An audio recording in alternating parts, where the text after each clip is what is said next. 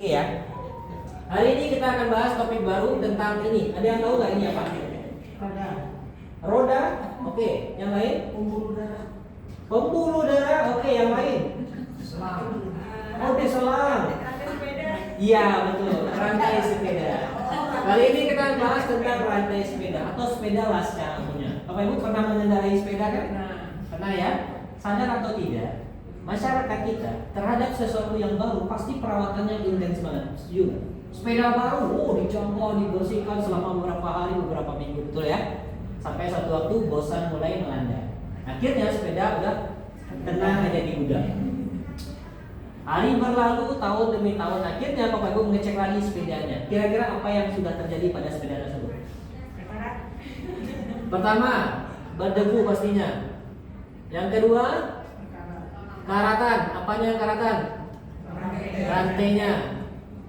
Kalau di kayu masih lancar nggak? Nggak, kayunya berat. Kayu berat. Terus tambahannya lagi apa? Gearnya masih oke nggak? Udah mulai agak rusak lah, gearnya mulai rusak, mulai kaku. Kira-kira kalau dipaksa jalan akan bunyi-bunyi nggak rantainya? Ya, rantai berbunyi. Tapi tahu ya, sebabnya apa? Karena tidak ada perawatan, tidak dirawat. Lalu, bagaimana cara kita untuk mengembalikan sepeda ini bisa jalan seperti biasa? Ada yang tahu? Dibersihkan, diolehi. Pertama dibersihkan. Yang kedua perlu dilumasi nggak? Ya, dilumasi oli pada rantai. Agar apa? Agar bisa berjalan lancar. Tapi balik lagi, dia tidak akan kembali seperti semula. Pasti akan ada crack atau segala macamnya. Ini mirip sama kondisi tubuh kita, khususnya bagian persendian. Adakah Bapak Ibu yang pernah merasakan lagi jalan crack? Pernah? Mungkin bagian dari sini atau lutut sini atau sini? Dengkul, ya. Tahu nggak kenapa itu bisa terjadi? Bapak Ibu bayangkan, setiap hari persendian kita ini aktif sepanjang waktu, betul nggak? Bapak Ibu jalan, Bapak Ibu duduk, Bapak Ibu berdiri, Bapak Ibu berlompat segala macam, masak segala macam, itu persendian kita aktif. Pertanyaannya Bapak Ibu, cara perawatannya gimana? Kita nggak tahu, karena kita udah nikmatin aja apa yang sudah ada, betul nggak? Harusnya dirawat nggak? Iya. Perawatannya apa? Mungkin Bapak Ibu ada vitamin yang harus dimakan untuk persendian kita. Mungkin juga ada masalah olahraga yang harus dirutinkan agar persendian kita kuat. Cuma sayangnya banyak Bapak Ibu kita tidak melakukan itu. Sehingga pada akhirnya muncullah namanya radang sendi, pengapura, osteoporosis dan segala macamnya. Betul ya? Lalu kenapa hal itu bisa terjadi? Ternyata di antara tulang kita ini Bapak Ibu terdapat ada satu bantalan. Betul nggak? Bantalan ini kita menyebutnya namanya kartilago.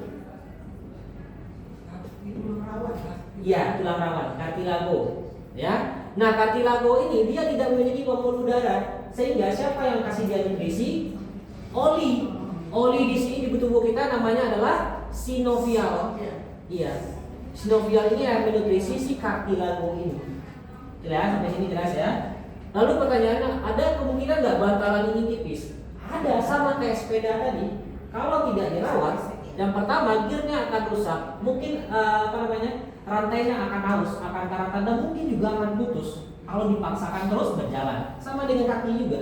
Udah tahu sakit, dipaksa jalan mungkin juga akan putus ke kaki. Putus dalam teori rusak lah. Dan kalau sudah rusak susah diperbaiki nggak? Susah. Pertanyaannya, apakah masalah ini hanya berdasarkan tulang saja? Ternyata enggak. Sekali lagi ya, bantalan ini berfungsi sebagai karet pengaman di ujung tulang kita, agar tulang sama tulang kita tidak bergesekan. Itu tugasnya. Kalau bantalannya tipis, maka gesekan itu mungkin akan terjadi. Nah, sedangkan cairan ini membantu dalam agar Bapak Ibu jalan itu lancar aja, tanpa ada bunyi-bunyi. Intinya adalah yang menutrisi ini adalah sinovial tadi. Sehingga apa yang harus kita lakukan? Pertama Bapak Ibu, bagaimana caranya kita melatih agar tulang rawan atau bagian persendian kita tetap terjaga? Ternyata masalah persendian tidak hanya persoalan tulang, banyak ternyata masalah yang harus kita hadapi. Pertama, kita harus benar-benar jaga dari kualitas tidur yang cukup, tidak berlebihan, tidak juga kekurangan, cukup. Yang kedua, minum air yang cukup, berlebihan kebanyakan cairan, kekurangan cairan, sehingga minum yang cukup. Caranya Bapak Ibu tinggal ukur tinggi badan sama berat badan, nanti cek di Google lah kira-kira dengan ukuran segitu minimalnya minum sehari itu berapa? 2 liter kah atau 2,5 liter? Nah kira-kira nih, bayangkan Bapak Ibu ya, tulang ini kita bayangkan ya. Misalkan berat badan saya 50 nih, kira-kira berapa beban yang ditanggung oleh lutut ini?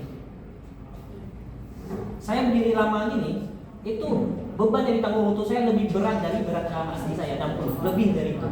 Kalau saya duduk lama, lebih berat lagi dari yang ditanggung. Bayangkan kalau Bapak Ibu jalan-jalan lama, berdiri lama, duduk lama, berapa beban yang akan ditanggung? Semakin berat. Itu yang membuat lutut kita perlahan menjadi nggak berdaya. Makanya berat badan juga diperhitungkan. Apakah sendi kita baik atau tidak? Semakin berat beban yang kita tanggung, maka akan semakin juga beban yang ditanggung oleh lutut kita. Nah, selain dari minum yang cukup, istirahat yang cukup, olahraga yang rutin juga sangat diperlukan. Karena persendian harus dilatih biar kuat, betul ya. Dan yang terakhir, hindari yang namanya stres. Karena yang mengantarkan nyeri-nyeri ini ke otak kita itu dari saraf tadi. Bapak Ibu kejepit sarafnya, itu saraf sampai ke otak, sakitnya terasa. Makanya Bapak Ibu juga harus menghindari yang namanya stres, minimal mengurangi lah, gitu ya. Nah sampai sini Bapak Ibu kira-kira udah tahu kan apa sebab daripada lutut kita sakit dan bagaimana cara kita mengatasinya secara perlahan. Kita udah pernah tahu ya. Dan kalau misalkan Bapak Ibu rasa, oh mas saya nggak bisa nih minum saya kebanyakan setiap hari, mas saya nggak bisa olahraga, saya malas olahraga, mas apalagi tidur saya susah tidurnya. Tahu gimana caranya? Ada cara yang paling simpel yang Bapak Ibu bisa lakukan, cuman dengan niat dan disiplin aja, yaitu duduk. Kenapa duduk? Ternyata duduk di Alfadera sudah banyak juga memberikan perbantuan terkait masalah sendi. Di antaranya Bu Pinta yang 2 hari persendian di jarinya sudah membaik. Nanti kita akan cek lagi bagaimana perbaikan pada lutut dan bagian-bagian sendi yang lain. Kenapa dia bisa bantu? Sekali lagi, selain daripada masalah yang tadi, sirkulasi yang buruk juga merupakan tanda-tanda awal masalah persendian kita muncul. Kalau sirkulasi darah kita bersih dan lancar, maka nutrisi yang diantarkan juga akan lancar. Itulah yang membuat persendian kita akan terjaga. Dan di sini saya akan kasih lihat satu testimoni